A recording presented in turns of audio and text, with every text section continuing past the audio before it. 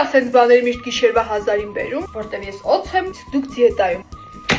Պատրաստում ենք ռամյոն։ Ասցին ամենակցուն էսա։ Ինչա պետք։ 1 հավքի։ Ամենաջորջ, բայց համով հալած պանիր։ Կաթ։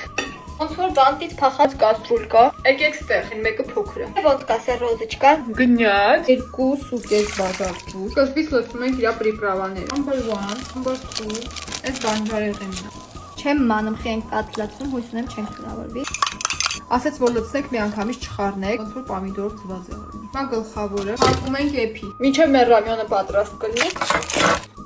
Օ, հերիքա, պանիրն ենք լցնում։ Գնաց, նորից հակում ենք։ Ожидание нереальность։ Այո, I am չտես գերմամի։ Նախավերջին գնաց։ Հայ աստված։ Հետո է զարմանում խիալ գաստրիտս ամեն օր բարևի։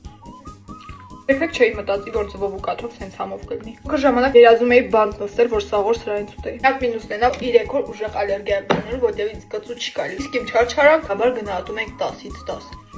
Չմոռանաս հետևես էջից ու պատրաստելուց հետո գրի ոնց է ստացվել։